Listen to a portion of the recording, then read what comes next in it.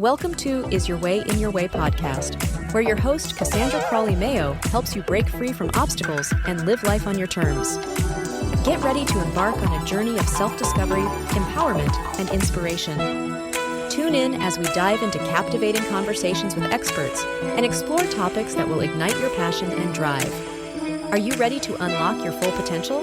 Let's dive in. Way in Your Way podcast.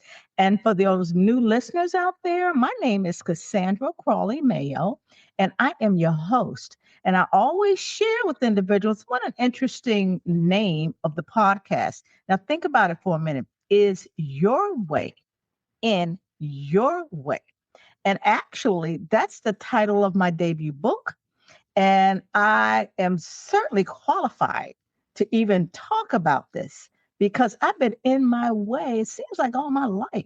And I'm still a work in progress. There's sometimes that I am in my way, but right now I'm kind of aware of it. Okay. So anyway, initially I said this podcast was about empowering women. And you know what? It's actually more than that. It's actually a podcast about what I would call freedom. Freedom from those old thoughts, freedom from those regrets, freedom from my childhood, freedom from my relationships. It's just getting free. And that's kind of is what I would say the premises for my podcast. It helps you identify and overcome those internal barriers that's preventing you from living the life that you're ordained to live. Period. That's it. And you know what? And so many of us work hard, achieve a lot of success. We're so-called checking all the boxes. We've done this and, we've done what they said back in the day. We went to school, we got married, all of that. We got the white picket fence, all of that kind of stuff. But we wonder why we keep repeating the same patterns, making the same choices, and just settling for less than what we truly desire. So today's conversation may answer that question. And I'm going to introduce you to our guest today. I'm so excited about her, and you will find out in a few minutes. Good day, gentlemen. How are you? I'm very well, and I'm very pleased to be here. I'm really looking forward to this conversation. Thank you for inviting me. You are very welcome. And for my listeners, I am going to call her JT.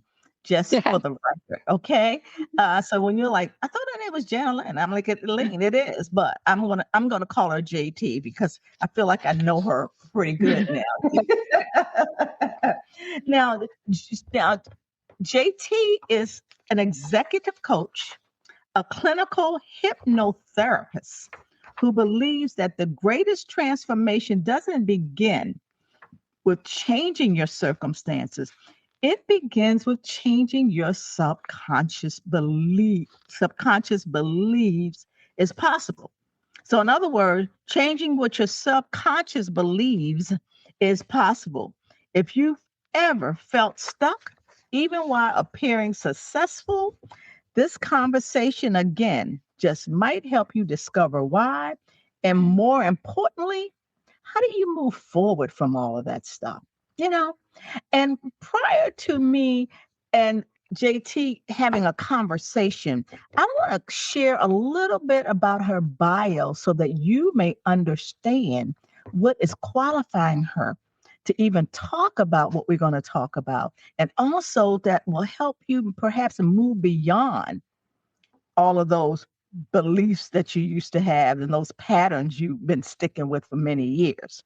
She is an certified executive coach, clinical hypnotherapist, and former HR executive with more than 25 years of experience. She's leading organizational transformation at global companies, including Deloitte and HSBC. She helps entrepreneurs and senior leaders break free from subconscious patterns and keep them stuck using her signature program, Peel Back, Rewire, and Rise methodology. Now, so by combining her executive coaching, her rapid transformational therapy, and somatic practices, she empowers high achievers to stop settling and confidently step into the life that they were created to live. So, guys, you can see how many of what JT does really corresponds a lot with us being in our way. And also, I want to ask her this first of all. JT has been, first of all, so we're gonna date each other.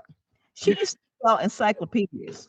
Now I don't know if you all even heard of encyclopedias, but I have, and I used to use those when I was preparing for classes and history and all of that. But look, check it out. She used to sell them. She also, I would say, she was a fixer. It sounded like to me, even though I didn't read that in her background, she sounds like a OD person, which I call organizational developer. And that's what I did. I went got my master's in organizational development. And that all that means is she helps people, she fixes people, she helps people from a transition to a transformation. She was in boardrooms, banks, and all of that. And as you heard me say, she worked 25 years in the corporate world and senior roles. So I want to know, JT, by you working probably selling encyclopedias, how was that working for you in this 25 year corporate situation? Well, selling encyclopedia, I have a love story with encyclopedia, and I'm going to get into it. But before that, I just want to go back to something you said about fixing people. So unfortunately, I was never a fixer. I never had that mindset of fixing people because I don't believe people are broken to start with. So to start with, my belief is, and this is my belief, it's word for word, is that we are where we are for good reasons. And that's the best place, that's our place. This is where we are. We're not broken. We could continue to live our life the way we do, or we could choose other paths and other life and human experiences. So I never this kind of fixing mindset, which is very good when you're an HR executive, because I never had kind of people, waiting at my door for me to fix them or fix their problems. So Okay. All right. Go back to encyclopedia. When I was a child, my way to bond and to connect with my father was through reading. So my father was an avid reader, and whenever I had a question, he would tell me, go to the encyclopedia, read it, and come and tell me. So I was working my research skills, my memory skills, because I had to verbatim tell him what I read. And then he would poke me again and say, oh, I wonder if, and I would have to go again, look it up. And I could go like this for hours with him. So that was for me a way to bond. That was a way to connect to my father. So I guess when I was 18, 19, I traveled to Western Canada. And I left Quebec with $100, hitchhike across Canada, and eventually ran out of money. Yeah. I was working in restaurants and everything. And eventually I hit Vancouver, and there was a advertisement for a job. And I went there and I started to sell encyclopedia. And at the time I didn't speak English as much as I do now. So this is how I've learned too. But going to knock on doors. Yes. Just develop so much skill set. Like you learn confidence. You also learn to read people. Like going into people's place. Yes. Like it's funny how so many years later I would meet somebody and I could just imagine how their house were inside. Oh, wow. Okay. I had that kind of insights at the time. So. Okay.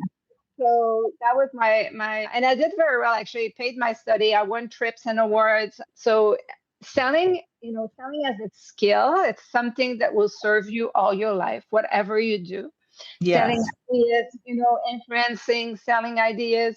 I would say to anyone, if you can develop that skill set early on, yes, travel and you'll be able to, to make a living out of it no matter what happens. So Okay, that's good. I remember working for someone, and he always said everybody's a salesperson, and yeah. I used to like, I'm not in sales. He says, yes, you are, and it took me a little while to get it, but he's right. I mean, it's even people that have children.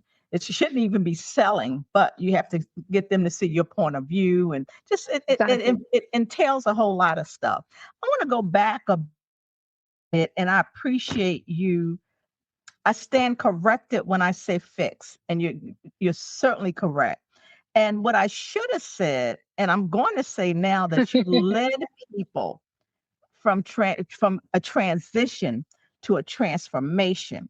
And you're right. You can't fix anybody, but you can lead them, and it's up to them to. It's like I could take the horse to the water, but I can't make them drink it. Exactly. So thank you. Okay, so back to my question about you working in corporate for 25 years. How was that working for corporate? How was that experience for you? Let's take a quick break. Ready to design your dream life? Join Cassandra Crawley Mayo's Create and Design Your Best Life workshop. Break free from self-doubt and obstacles and step into a life of purpose and fulfillment. Click the link in the description to register now. Don't wait.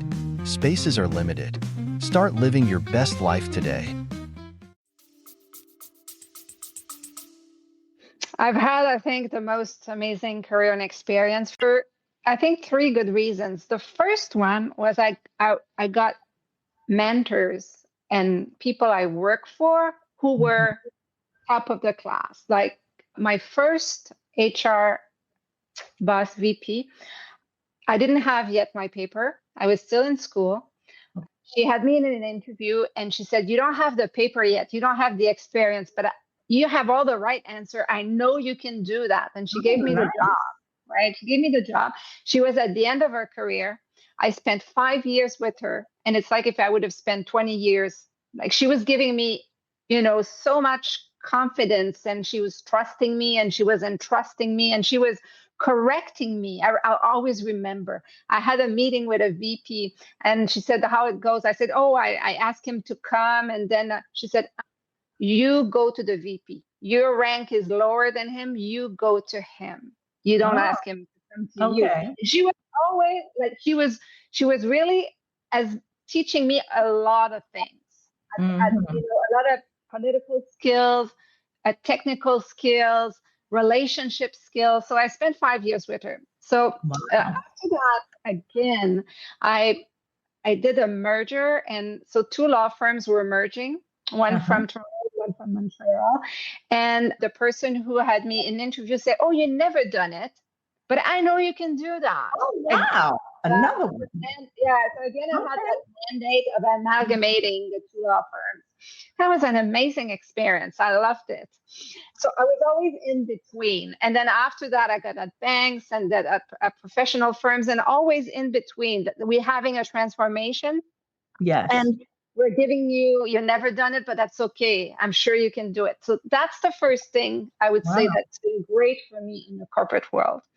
It's really everybody that trusted that I could do it, even though I had never done it. So that's the first thing. Wow. The second thing that's been fantastic for me in the corporate world was the connections. At the end of those 25 years, I had a network of people I really had developed amazing relationship with. Real relationship, not people that you call 5 years after that you hardly ever spoke to and you ask for something. Right. No, people that you really went for coffee and shared information, people who invited you to their wedding, people that you went for walks and had conversations, that I really had developed wide quality network. So, awesome. And that really helped me later to start my business, right? I would say when there was a restructuring and I lost my job at the end, the number of people who called me for coffee, see how I was doing, the number of people who pushed me to interviews to their friends or Uh-huh. companies they knew or things like that. So the network was the second thing in my corporate experience. And the third thing Mm-hmm. is really the variety of mandates, the variety of things that I have done, exposure, exposure to best in class in so many things, working with Mm-hmm. so many people. Like, so my corporate experience was really, I would say, a very complete and fulfilling experience. Well, JT, did you say your third was working with men? I didn't understand. No, working with working with very smart people, like, Smart and people. having those very, I would say, very amazing mandate. Like, Mandate. those Okay. mandates, yeah, those projects that they throw you, okay, we're doing a global transformation and we're changing this and that, and we're having this new, it's really funny. We had no, at the end where I was the no office way before COVID. Way before COVID, we were working from home. Oh, So wow. Remotely. well, I really can say that I've been very fortunate. I had an amazing career. Wow. You said some critical things that I like my listeners to just think about, particularly where they are now and where they had been prior. First of all, you had a mentor and not just one. It sounds like you had many. And Yes. that is critical in any situation that you are in. Corporate, just a regular job. What I wouldn't say regular job, government job, whatever. It's just good to have allies, sponsors, and then relationships. I've always said critical. They should be deep and they should be wide. And I think that encyclopedia thing and your dad, I think, was a major influence because you had the confidence because you got the knowledge and then particularly when people say, I know you can do this. You don't have the paperwork, but I know. I'm like, wow. And it's not many of my listeners that probably have experienced what you've experienced. And also you surrounded yourself. And I always say for myself, I have what I call board of directors, personal board of directors, people that are in my circle, for different things, for finance, attorneys, my spiritual partners, my best friends. All of them are in my circle. And it's important to have the right people in your circle because they can make you or they can break you. So those are Mm. three things that I like my listeners to hone in on how critical that is. I've always said that. And then as a result of that, as we move further, based on the relationships you've had, I'm certain it's helped your business that you currently have. But this is my question to you. You said something about when you were let go. In other words, it was like the rug got pulled from under you. You've been working, Yes. or what you call it, of the person you were performing. It wasn't you. You were performing, you said, for 25 years. Did you feel while you were performing, even though you had some good things happen to you in corporate America, did you feel there was something else for you to do when that rug got pulled from under you? I know you said I didn't really know who I was. I mean, first of all, my identity kind of fluctuated a little bit, but I'm Yeah. curious, was it something that you knew in your heart of hearts that you should be doing? Well, the story goes that with the years, I had an addiction with alcohol, and that Mhm. was a rampant. I was very tired. I think although it was a great career, I was very tired. I think Okay. that alcohol part of it, emotional disruption. Mhm. And when the news came, I was just coming back from an ashram in the Bahamas where I did yoga and meditation for a week. And I had, didn't drink for a week, although first time off the ashram, I hit the first bar for sure. But I mean, Wow. I did experience a week without alcohol. And, and so I came back, I was very grounded but I was profoundly tired. Mhm. Probably on the verge of an undiagnosed burnout. But it was a big I knew it was coming. So when I had the meeting, my boss flew in from Toronto. It was done in the most respectful way. We smiled. Okay, and that's it, right? But then suddenly what happened to me is, and what happened to many people in those corporate jobs, is that your calendar is filled like almost a year in advance. You're going to go to that conference, you have that meeting, you have your recurrent meeting, you have Right. projects. That's correct. And then suddenly, two things left. My identity coach. So I was my job. I was talking about my job all the time. I was wearing the color of my employer. I was it. I was breathing and living it and believing that this was the best thing in the world. And it was a great thing. Mhm. And then my calendar emptied totally.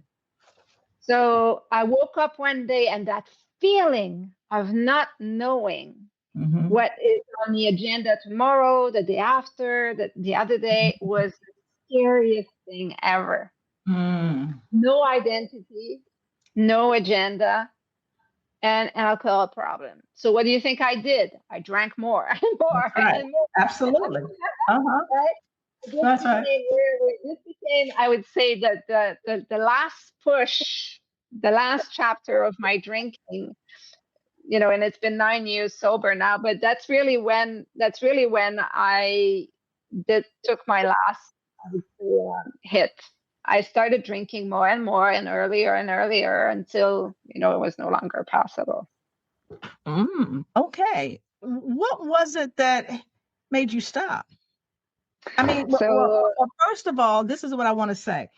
yes, Based on you getting laid off or downsized or whatever, there are many of us that have gone through that. And yeah. many of us have felt like you felt like, okay, now what am I going to do tomorrow? So I'm sorry that happened to you, but it was a reason why it happened to you. And Oh it's just yeah. like it's going to be a reason for my listeners when they hear your story. Yeah. So it's very funny because I had that big network, 3 days later, I was interviewing for a VP role in a bank. And I always remember because it was raining outside and I went to the interview and I drew a blank. I could not, I was an HR executive. I led talent acquisition team. I aced interview. Yes. That's why people always gave me the job, although I never did it. But Right. then I drew a blank. I couldn't say, there was not an intelligent word that came out of me. Even I was saying that the most, sabotaging answer you can ever imagine. Yes. I drew a blank. I got off the interview. I didn't need them to tell me that I didn't need them to tell me that I was not retained. I knew it. And I was walking home and it became so clear. This is not another executive job that you need. It's a life transformation. And it became like a moment of clarity where I didn't even think about fighting with the idea because it was so clear that I had done my time in HR. I was fed up with it, but I just could not say it because if I would have admitted it, I would have had to do something about it. So I kept it well hidden behind under the rug, but I was ready for something else. So life gave me the opportunity. Okay. All right. So, okay. Now you're doing something totally different. um, and I'd like my audience to hear that, my listeners, I would say, but I would like for you to tell me and my audience more about the space between what people consciously want and what their deeper programming keeps telling them that they want. Because I'm thinking that this may be part of why you are doing what you're doing now. Yeah. So if I understand well your question, you want me to say what is that we're thinking we want something, but how to uncover what we really absolutely yeah. Yes. It is really about the subconscious, unconscious belief and story we tell ourselves. I know you had a few podcasts around the story we tell ourselves.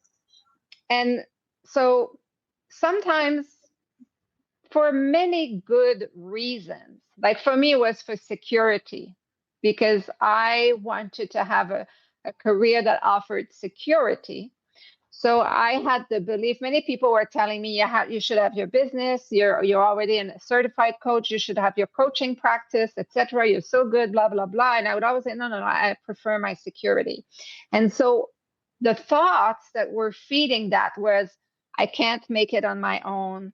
I need a bigger person or a bigger enterprise behind me. I'm not enough, whatever. So all the stories that I was telling myself subconsciously that were keeping me there. JT, wait 1 second. When you say security, tell us about that. What do you mean security? You wanted a 9 to, you didn't have a 9 to 5 job, but you wanted a sure thing. You want to get a check? Benefits? Yeah, and so my father was in sales, right? And my father had done many different careers in his life.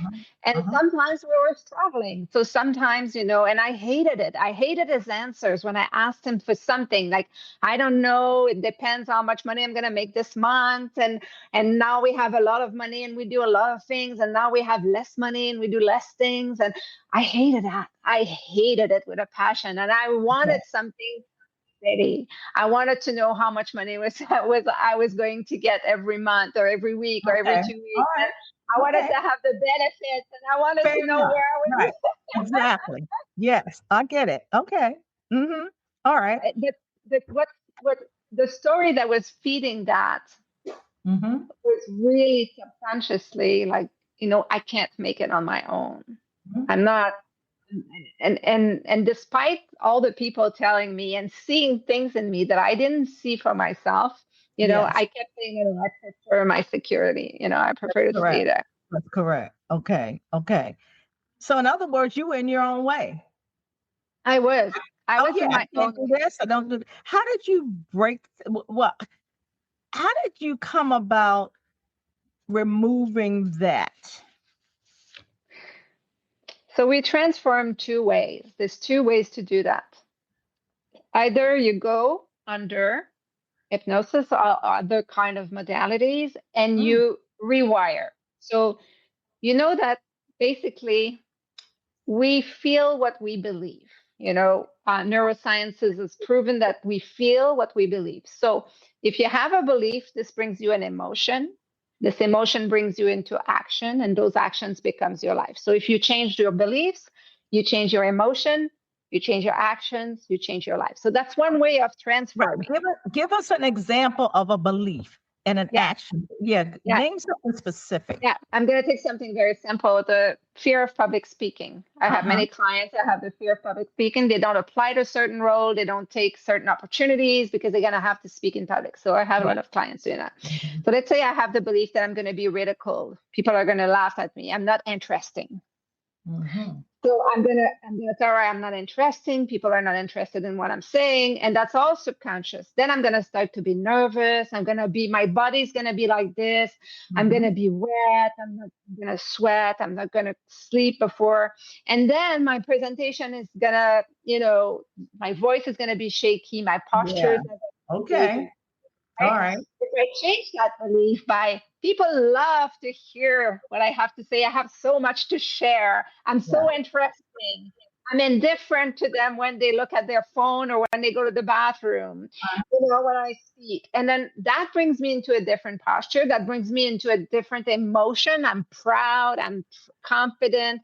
And when I go on the stage, that is reflected in my voice and my posture and everything. So that's one way to change. To transform is to change the belief. The other way to transform that we always neglect is to go into action. It's like jump in the pool. Right. That's right. The action is going to create a new belief, which is going to create a new emotion, which is going to create a new action. And if you do the 2 at the same time, you reprogram yourself and you go into action, you create a synergy. You create something that is so strong that one reinforces the other. Okay. Now, I hear that, and a lot of people hear that. And, some people call it positive thinking. I don't know. like change your thoughts. But when you've been thinking this way for so long, and what I mean, you just like I shared this example with you when I was first doing a podcast. I was like, oh my gosh, what am I going to say? Oh no, no, who wants to hear me? Who am I? I'm not anybody famous. And I just went on and on and on. And then I took action. I did it. I did it afraid. But there are individuals that just won't do it. Exactly. What do you have that gets them to do it? Number one, they have to want it, right? Yeah. Okay. And what else? So motivation is never enough, or rarely enough, or not always enough. Okay. But you went into action. So you started to change. You started to gain confidence, and you start to change your feeling about it. And that, created a whole thing. That's why I work with hypnosis. That's why I have chosen the modality of hypnosis. Why? Because when you're under hypnosis, you are in that state where you're focused on one thing. Your hypervigilance is down, and you're no longer hearing that you're not good enough, you're not this, who are you, blah, blah, blah, blah, blah, blah. And you say it's easier for you to rewire yourself, to change that dialogue, that inner dialogue, to rewire it. And how we rewire it, we practice. So I'm going to give you again the example of public speaking. Let's say I have this person, and this person finds out that the belief that she has is I'm going to be ridiculed, because when she discovered that when she was in school, she spoke in front of the class, everybody started laughing at her, and since then she's afraid of being ridiculed. So first we say, are you still 6 years old? Are you still in that class? You're no longer in that class. You're no longer 6 years old. So we really interrupt the dialogue. So the person sees that she no longer lives when she was 6 or 7 or 8 years old. That's the first thing. Okay. Second thing is we rehearse. We rehearse under hypnosis, being on a stage, seeing the people looking at you, having the accolades after and everything. So for the brain, the subconscious brain, we create a new experience.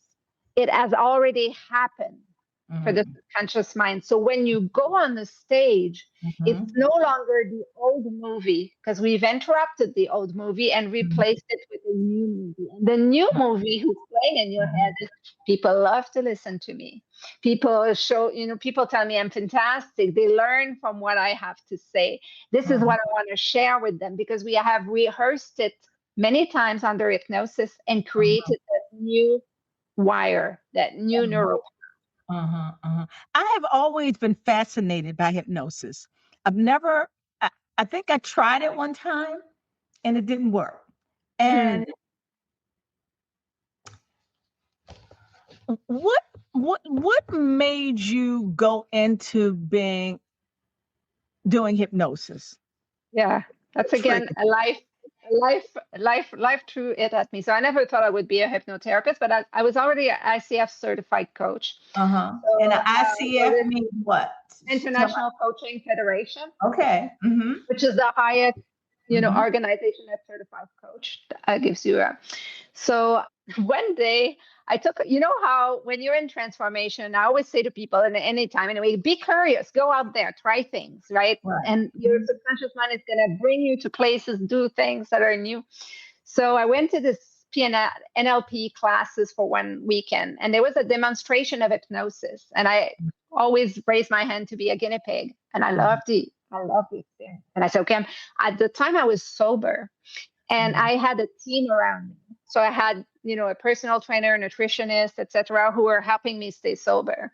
And I said, I'm going to hire this guy and take him on my team. So first session with him, I say, I've been sober for like a month or 2 months. I don't remember. And what can you do for me? How can you support me in my sobriety? So I did a session with this guy. I get out the session. And again, I see myself, I'm outside, it's sunny. And I'm like, this is what I'm going to do for the rest of my life. I want people to feel the way I am feeling right now. I had what we call a spontaneous transformation, which happens, right? We change 3 ways. And one of the way we transform is spontaneously. So I had that spontaneous transformation where I felt radically different. I knew something that I didn't even know I had left me. and I was different, and I knew it was forever. Like I could feel it. So I started searching for hypnotherapy classes. I found my recipe. I went to Los Angeles, got trained by her, came back, started my business, and that's 7 years ago, and 1,500 sessions later. So, Wow. Wow. What about individuals that are skeptic about it? yeah. So I think the first things comes with stage hypnosis. So people are very influenced by stage hypnosis, where you go and it's a show and you already know that you're going to do stupid things if you go on the stage. So people already, and they know how to spot who is most influenceable and everything. So that's the first thing. I would say it's not stage hypnosis. The second thing is you go under hypnosis every day naturally. So it's a natural state. Kids up to the age of 7 almost live in that alpha mode. When you watch a movie and you're totally lost in the movie, and then you're like, oh my God, where was I for that last 2 hours? The time flew like that. Time is suspense. That's that's an element of hypnosis, because that's all you're focused on. That's a natural state of hypnosis. When you focus, let's say you focus on preparing when you studied, when you did your master, you're out there studying, and then suddenly somebody brings you coffee, and then you realize 3 hours later the coffee is cold. You don't even know how it got there because you were so focused in your work. That state of focus is really the state of hypnosis. You go, you know how they say to journal just before you go to bed, or just when you wake up in the morning, first thing? It's because you are in that state of hypnosis, just before totally falling asleep, but before just being fully awake. So that's the natural state. Okay. Some people will not let other people hypnotize them, and that's okay. I say, okay, just close your eyes. We're going to go under relaxation, and we're going to do the same tools, and they get fantastic results. Other people, they will say, wow, the more I work with you, the further I go. Oh my God, I was so far. They remember everything. If they have to go to the bathroom, they know. They tell me, Lena, can we interrupt? I have to go to the bathroom. So they know. They can feel their body. They know, but they just go further. So it's also all about the relationship.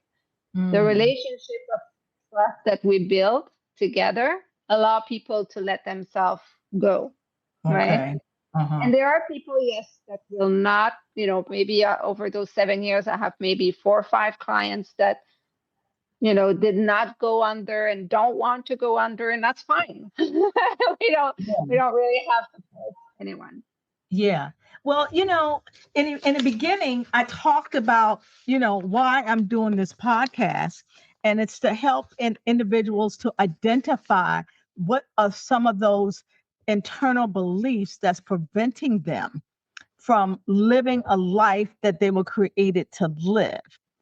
How do you get to the root of what's holding someone back? Because a lot of my listeners are listening because they're stuck. So how would you, let's say you have one of my listeners is your client. How would you get to the root of that? Very simple. We ask the subconscious brain. So we bring them under, which is about 5 minutes. We do eye exercise, breathing exercise, visualization exercise, and then the person slowly go down, and let's say we're going to ask the brilliant mind, tell me why I can't speak in public. Tell me what is the key that I need to be able. And then the subconscious brain is going to bring you to those beliefs. I'm going to ask you a question, and you're going to see the beliefs, the subconscious, unconscious belief that you have. And we're going to interrupt them, rewire them. That's why I say uncover, rewire, rise. Because you uncover first, really, what are the things that you believe that are false about yourself, about life. And then we rewire for something that you want, not me, not the society. We find what you really want, not what Instagram want, what you want. Right. And then you rise, and then you're rising, you can contribute, you can impact others, you can, so that's the sequence.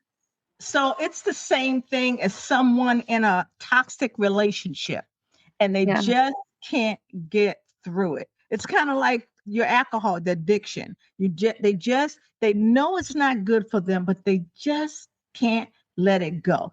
And you could, if this is something they wanted, you can do your hypnosis and help them with that. Yes. Because So you have to depending, find yeah, out what's the absolutely. root. Absolutely. Mhm.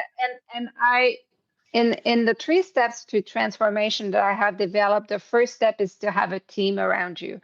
So if the person is in a toxic relationship, she probably needs, like, very toxic, probably need more than just a hypnotherapist. And I'm just saying, just in terms of, Okay. that's one part of the thing, but you might need other specialists as well. For addiction, the same thing. I help a lot of people who want to stop drinking, but sometimes they're not yet in the, they have not hit rock bottom. They just want to stop drinking. If I suspect that there's very deeper addiction issue, they always have to see their doctor, and I make sure they have the right team around them.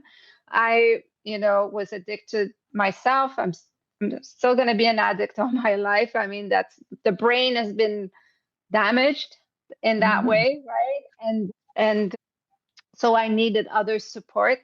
But yes, I would say, a prominent team member of somebody going through those type of transformation. Okay. And that's why this podcast is called The Power of Beliefs. Is you're like, yeah, like you talked about the TEDx talk, or just speaking in front of people. You say, I'm great. I have something that people want to hear. And you go through what you call the peel back, and then you got to rewire, and then you have to rise. Now, I love something you said about, I don't take myself seriously, No. but I take my work seriously. Yeah. Unpack that a little bit for mine, because a lot of us take ourselves seriously. Yes, and in my line of work, I'd say there's a fine line. There's a fine line where I feel, and I don't want to criticize. It's not about criticizing anybody, but let's say my posture is to say, I am one way. I know what I do work, and I know that I have helped, hundreds of people. Sure. And my clients, I mean, 70 to 75% of my clients are referrals. They're people sending me. And when I have a CEO sending me after his employees and his other people, I have no doubt about the work that I do, but I'm not the only thing on this planet that exists to help people. And I'm not right for everybody as well, Right. in every situation as well. So that's why I don't take myself seriously in that term. Like, and I like humor. So in the sessions, we laugh a lot. Like, we don't, there are moments where we cry, but there are moments where we laugh, right? So that's why the work itself is very serious. It's very 100% focused and dedicated to the client who's in front of me. And I give the best of everything I am and everything I know and everything I embody. But as a professional, I don't take myself too seriously. I don't talk about my work all the time outside of work. When I was in the corporate world, that's all I had. That's all you talked about. It's no longer my identity. This is what I do in life, but I am me as well. And I find that since I have found that balance, I have a much more complete life.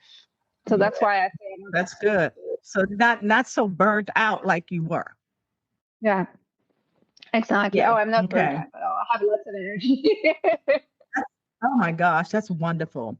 If you could give your 20-year-old self one belief as a gift, something that would have changed everything about you, what would it have been? It would be, you're important, because the first belief that I uncovered when I did hypnosis was I had the belief that I was not important. And that led me to all kinds of emotions, would lead me to all kinds of action. And when I mean important, it's not in an egoistic way. I'm more important than anybody.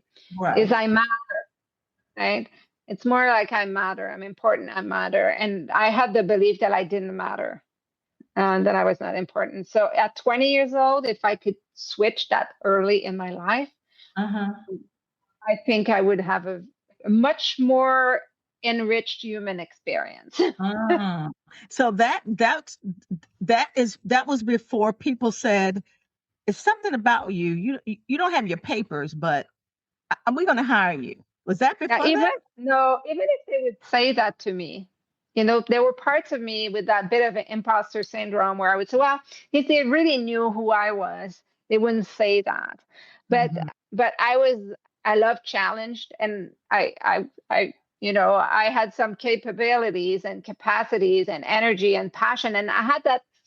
Addicted people have kind of a passion and energy when they zoom on something and they do want to get something done. They have that capacity, right, before they go too deep into their addiction. But Mhm. so I had that, but I had the underlying unconscious belief. Mhm. Really, it was running deep, very unconsciously, that I didn't matter. Wow, that's amazing. That's amazing.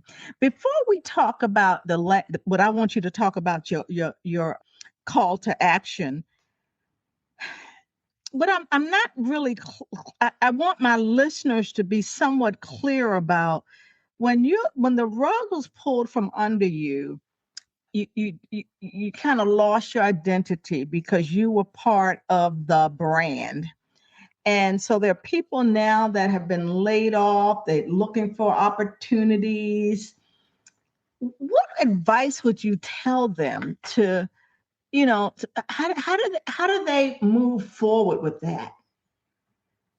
So I would say 3 steps. The first one is really to have a team around you.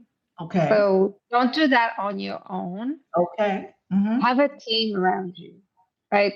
Identify what your needs are. If your needs are, I know I'm in the right domain, but let's say I'm a veterinarian. I know I'm in the right domain, but I don't know what type of practice I want, or I want to totally change what I'm doing in life. So whatever it is, the health, I need to go back in shape. I need to, whatever, Okay. identify what your needs are, what Okay. you care about. What is it that you care about? Right? Okay. And then look at what is the way, what is the mean, who can help me for this thing, and then be clear with that person. I'm I lost my job and I want to reposition in myself into that industry. How can you help me? Mhm. Like, ask for help. State Okay. clearly what you're looking to accomplish and ask people, can you help me or not? If the person cannot help you, that's fine. It's fine. Okay. When Okay. I did that transformation, I was telling people, okay, I stopped drinking, I'm sober. This is the most important thing in my life. Mm-hmm. How can you help me? You're a nutritionist, you're a personal trainer, you're a massage therapist. How can you help me? And if you Mm-hmm. can't, that's fine, right? And it was the same. Then I became a consultant for a little while, and then I became go and experience things. I would say don't look for the next perfect opportunity. Like, just allow yourself to try things and to be curious and to Okay. tell your subconscious mind, I'm open now. I'm Mm-hmm. open now to try new things. But have a team around you is very important. Okay. And then the second thing is to action every day. So let's Mm-hmm. say you lost employment, you want to redefine your next step. So one thing I say to people to do is to go on job postings, print them, and then just don't highlight the title, don't highlight the skills, just highlight the task, and just highlight what excites you. Or when I see traveling, I'm excited. When I see coordinating, I'm excited. When I see budget, I'm excited. When I see overseas, I'm excited. Whatever it is, and just start to tell your subconscious mind, those things matters to me. Those Mm-hmm. things are relevant to me. And then you're going to start to see things around you that are often already there, that you don't even already Mm-hmm. talk to people, go to lunch with people, ask them questions about what they do, about the company Mhm. or about the Mhm. project that they work in. Be Okay. curious. Um, Okay.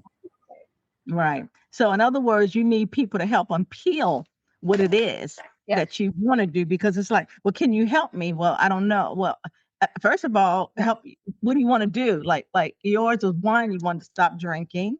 One is, I don't know, get out of this rut. And then you have to dig a little deeper to get an understanding of who it is that you want to be on your team.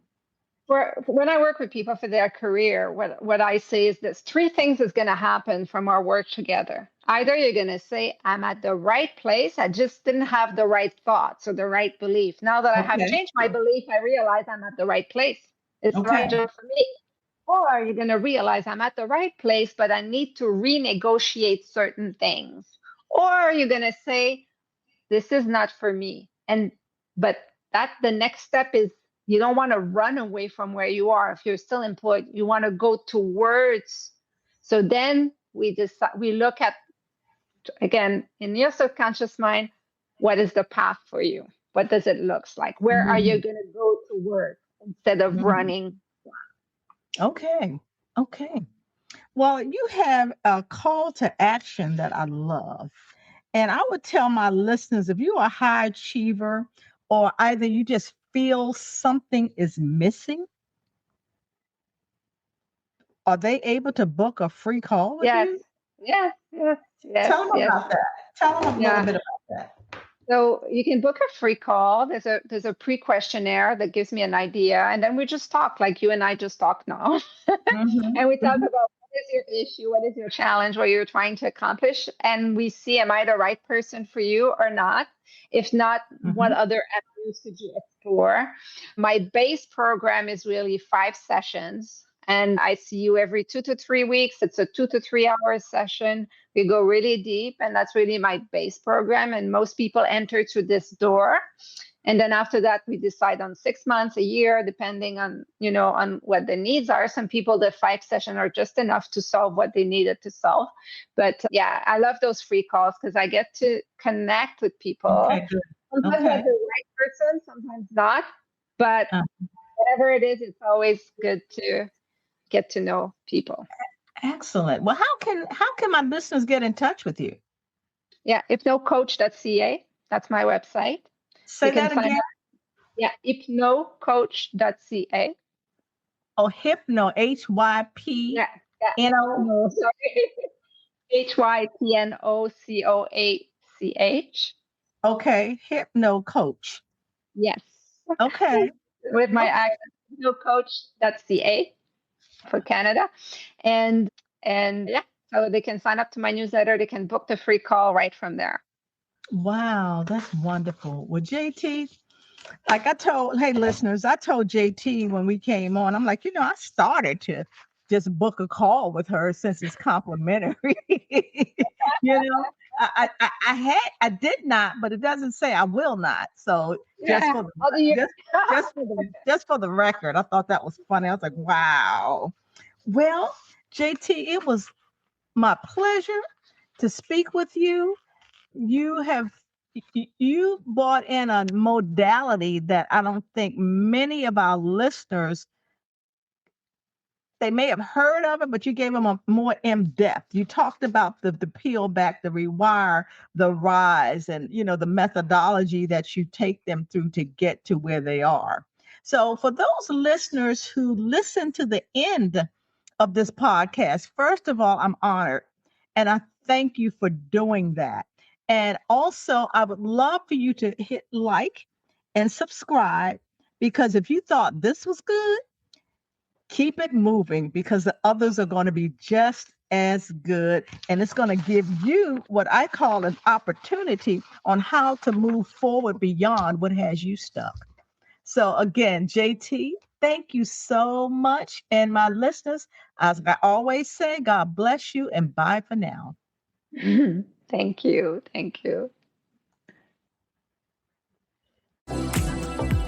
Hey, thanks for listening.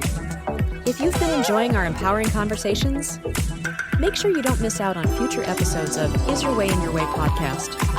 Stay in the loop with all the latest episodes. Join our mailing list over at CassandraCrawley.com. And before you go, hit that like button, share with your friends, and subscribe now. Until next time, let's get ready to live your best life.